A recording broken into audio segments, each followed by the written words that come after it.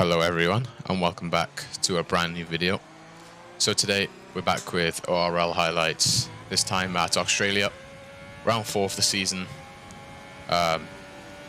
We can't put the standings up on the screen this week because they actually got updated before I started recording the commentary, so yeah, there won't be standings now, but there'll be standings at the end of the race, so you can see where we are after round 4. Important to note, Barry isn't racing this week, so we're going to gain back some points on him that we lost at Italy. So yeah, it'll be interesting to see if we're behind or ahead of him after this race. Oh, no. So Australia then, as you can see by the qualifying, it is in fact raining. Not so great for me because I literally haven't touched the wet in this game unless it's in a 5-lap race online fun. So yeah, I don't practice this, but I'm sure that's the case with many other drivers, so come on. We'll see what we can do. The track started to dry out as the session went on, which is why some drivers started on the wets, some went for the inters. We decided to go for the inters because we just thought it was faster. The graphic in the pits said the tyres were 1 second faster, so I'm not quite sure why people went out on wets, but yeah. Anyway, skipping to the end of the lap, as you can see, 32.8, which I'm pretty sure was, I think it was about a second faster to P2. And Corny goes into second place on the Inter, so it's obvious by now that Inters are faster. I mean, now we know which one's faster. As I say there. But the problem is, we didn't... Track drying up a lot. If this wasn't any advantage... Will probably be on everyone's last laps. As I say there. Fastest time will be on their last laps. The track's still drying, so these laps don't really matter. Everyone's going to start smashing the lap times. And as you can see... I mean, we're going to go out. We have 3 sets, so... By the time I get back into the pits, we're already 8 tenths off of pole. I'm tripping. Yeah. I think it was Alvaro. But still, considering like you did your lap 3-4 minutes ago, and like, yeah. There's still some people coming across the line only just beating you, except for Nardi. As Jack's saying. Don't know.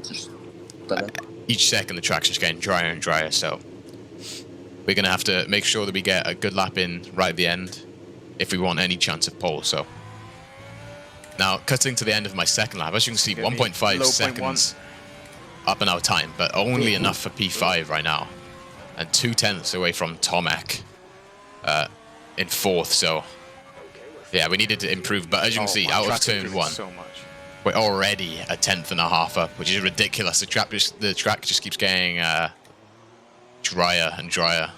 So wait, Jack, do I finish my second lap or just pit, new tyres, go at the end? I'll probably pit over. Yeah, we're saying that do we pit, go onto the fresh tyres, go right at the end when the track's at the best conditions? And Jack said, yeah, should probably just pit. So, starting our lap then, and as you can see, the track looks really, really dry. So anyway, coming into turn 1, braking just after the 100-meter board. As you can tell, it doesn't look really fast. I'm still a little bit cautious. Only just over half a tenth up compared to on that other run we was a 10.5 up, so strange. But still improving, coming through the left-hander. It's still slippery, but it's better. But funnily enough, on my last run I was 5 tenths up, and this time I'm not as far up. So I was wondering if the track was actually getting too dry for the Inters. I don't think I ever actually checked my temperatures to see if they were getting a bit hot, but it just felt like, as you can see, losing more time on the exit there.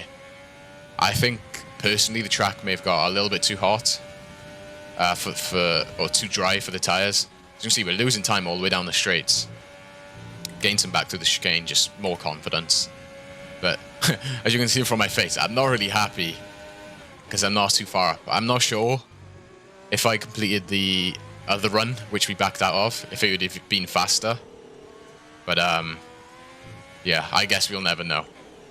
As we come through now, penultimate corner, pretty tidy, a little bit cautious, and then through the final corner, almost spinning, losing some time on the exit again. Oh my god. And yeah, that puts us P4 provisionally, which is quite disappointing. But as you can see, Freddie sets his fastest lap, and then Jarno also sets his fastest lap on the final run. Oh my. So Oh. Yeah. No. Down in P6. Pretty disappointing. I felt like the track was getting slower, but it was just me driving bad. Jarno just got pole. I didn't feel so like as I you was can getting see, much quicker. Jarno pole, Freddie, Nardi, Tomek, I got pole, Photon, and then 2000s. ourselves in P6. So skipping to the start of the race, then we decided to go for the medium tire, as we had free tire choice, and we actually get a better start than Photon on softs, which is pretty crucial. But as you can see, Bastek on them softs gets a really good start. We try and keep us in the middle, almost spin the car there on the back Tomek of is lagging like crazy. on the back of Photon. As you can see, Tomek ahead had some crazy lag at the start. What is that? Now this gets resolved, but as you can see, that looks ridiculous. And as Nardi goes off the track, that's a free position for us up into Okay, 5th. that's not acceptable. Can you see Tomek? Oh my god. That is the worst lag I've seen on this game. It does get fixed, as I said, but yeah, right now it was just hard to look at, to be honest. But yeah, P5. Our mission is to just stay with the front runners and keep Bastek behind because he's on the softs. And the first 3-4 laps, he's going to be rapid behind us. So again, common theme is spamming our ERS to make sure we stay with the guys ahead. But yeah, it's just what you have to do. Driving like a burger to avoid penalties there. And yeah, another thing, Australia again, really bad for penalties. So we just gotta make sure we don't get one, because that proved crucial last time out in Austria, allowing us to get 2nd. Skip it on to lap 4 then. We've just about managed to stay in the DRS of Photon, and we've kept Bastek behind us. But as you've just seen, we got our first warning on lap 4, which is just not ideal at all. Normally, if I get a penalty early on, kind of lose a bit of concentration and start picking up more warnings then. So we just got to try and keep focused, make sure we don't get any more, because I'm sure there's going to be a few people with pens ahead or behind near us. Back So up to me on the straight there. Like he's skip it on to lap 9, and the soft tires start to die. takes. And as you can see, Bent on the soft tires gets a pretty poor exit. We go for the move around the outside. We have to brake pretty late. But we actually brake too late, and we've just compromised our run there. And the bad thing is now we might have lost the RS to Tomek. Oh no, because my mistake. I hope he doesn't drop out of DRS. As I say there, it would be crucial if we dropped out to Tomek. So skipping on to lap 11 then, and this is the first huge mistake that I made. This was a terrible decision to pit. We seen Freddie coming in, and we followed him in because Hards. I'm not taking them tyres to whatever lap. we thought we couldn't take the mediums to, I think it was lap 18 you needed to go, or 19. So we decided to be safe and go into the hards till the pace end. was good against Rasmus. Jana. Which, as you'll find out later in the race, is the worst mistake we could have made. And we've also come out way behind Tomek and Photon and everyone. So on to lap 14, we stayed where we are for pretty much them few laps. God, Bastek spun. But Bastek goes spinning there, and Photon had to slow down to avoid hitting him. So we go around for the outside again, but this time learning from our mistakes. Learning from our mistakes, getting the move done this time. As we pretty much say there, break a little bit earlier, but we get the move done. Into Narnia. And that's 2 positions crucially at Australia that we've just got. So yeah, that helped us. Tomek. But now I think this is 1.5, 1.6 behind. But he does have Calcifer ahead of him, who is on 14 lap old hards. So this is going to help us. And now skipping on to the end of next lap, we've caught up to him. Tomek's got ahead and he's pulled away, almost out of a second. So now we need to make sure that we get Calcifer. We'll probably get him on the straight, we'll get a better exit as we come through the final corner, and we do. And I don't think he's going to make it hard for us. Okay, so now let's go. ERS and TRS just to make sure, and yeah. And because of the detection zone, we get DRS for the next straight as well, which will help us catch back up to Tomek. So getting the move done, and now we can focus on the guys ahead. Oh, there's no way he's jumped us. So skipping on to lap 18 then, and Jarno, who's come out of the pits on the better strategy, the strategy that we should have gone for, and he's actually came out ahead of us. He went, how many laps longer? 7 laps longer on their medium tyres and still came out ahead of us. Partly due to the tiny bit of traffic, but still, that is crazy from him. And now he's on soft tires, and he's not even going to be that far behind Freddy and the guys up front. So, yeah, no chance of beating him today. Hard's probably not the best option. Skipping on to the next lap, Hayes, who's done the same strategy as Jarno, the better strategy, has already caught up to us, and we're just going to defend from him because why not? And he goes wide, and he doesn't get the move done, and he loses the back end there. So as you can see, he has way too much pace, but we just wanted to keep in mind just in case he had a lot of penalties, which he can get, which may help us with only 10 laps left. Oh my! Right, he's got me. But yeah, we decided to just let him through. Don't use any ERS. He's way too fast. We just gotta hope that he gets a lot of penalties, as he did in Austria. But we'll see. So cutting all the way to lap 24 then.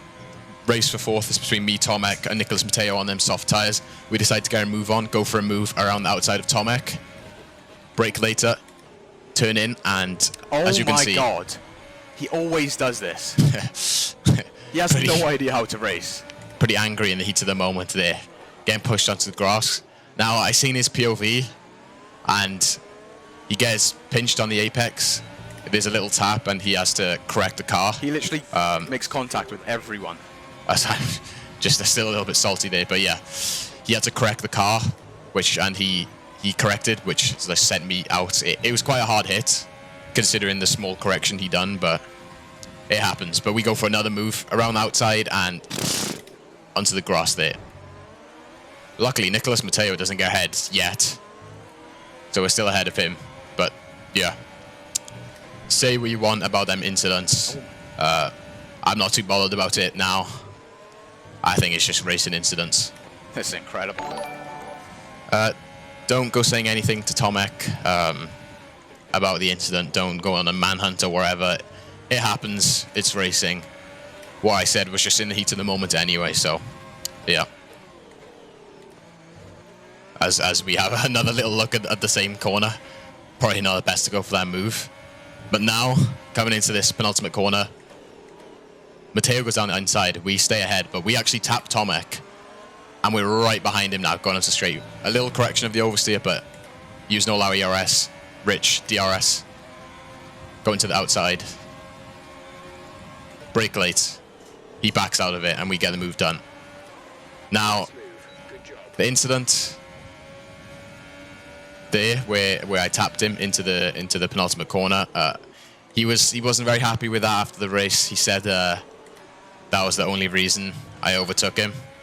And while I can admit that would have affected his run, I still think I would have overtaken him anyway. But I don't care. I'll leave that down to you guys. If you want to put your input in the comments, I'll be sure to read everyone. Do you think, after that tap at the penultimate corner, do you think I should have gone for the overtake on Tomek? That's down to you guys. But anyway, moving on. Matteo got past Tomek. Another penalty for Matteo. On the soft tyres, but as we hear there from our engineer, Matteo has another penalty. And we have one at this point. So we just got to make sure we stay within 3 seconds, which I think we can do with 4 laps to go. So cuts on to lap 27 then. Matteo, we managed to keep him behind for a little bit, but it was inevitable. He's down the inside, and now we just got to make sure we stay ahead of Tomek and keep within 3 seconds of Nicholas. So skipping to the end of the race then. GG's. We managed to stay with Matteo, and we will take 4th place. Fourth, yeah. Jarno wins with Hayes in 2nd, and then Freddy in 3rd. He's got 6 tenths behind Jarno.